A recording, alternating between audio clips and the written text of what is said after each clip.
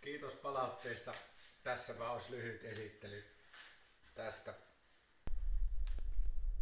Kyseessähän on vuoden 85 Audi 80 alkuperäinen Quattro neliveto, jota on vuosien varrella rakenneltu. Tällä on ainakin 2 tai 3 omistajaa ennen minua, jotka on taitavia rakentajia. Tästä on projekti muun muassa Audi Forumilla, missä on käydään läpi vähän tämän tekniikkamuutoksia. Ja että korigrillissä on käynyt ja siitä on käyty sitten koko kori läpi. Edellinen omistaja on sitten tehnyt nämä korimuutokset tähän pääosin, ainakin nämä pullistukset, jossa on sitten kevlariosilla Sport Quattron kopio lokarit ja niitä on sitten muokattu tämmöiseen sedan malliin sopivaksi. 10x18 vanteet on siellä, turvakaaret ja sitten jos katsoo sisäpuolelta, niin siellä on sitten Recaron kuppipenkit ja sitten siellä on kunnon vyöt, että pysyy penkissä. Sitten on irrotettava ruori, vähän sporttisempi versio. Verhoiluja on kanssa tänne vaihdettu vähän kevyempiin ja kattoverhoilu on päivitetty. Ja lisämittarit tietysti asiaan kuuluvat on siellä paikalla, että pystyy vähän seuraamaan, että mitä siellä tekniikassa tapahtuu. Varsin simppeli, mutta semmonen ainakin itselle sopiva on tuo, että siellä ei ole liikaa hienouksia, että aika rasehan se on tuo.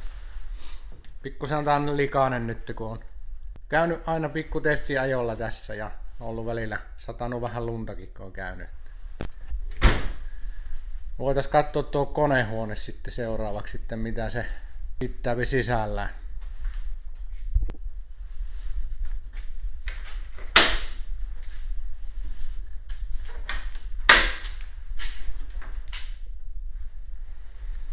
No niin, eli täällä on 1.8 KR-moottori.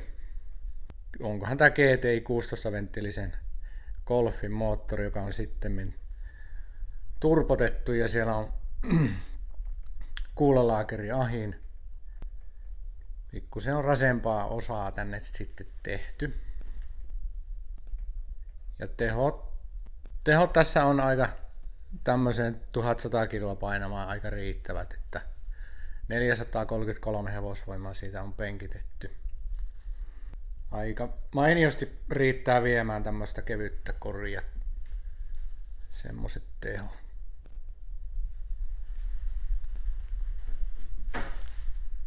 Sitten voitaisiin katsoa tänne peräkonttiosastolle, että mitä siellä löytyy. Eli täällä on sitten turvatankki, 30-litrainen rakenneltu tänne ja akku on myös tuotu peräkonttiin.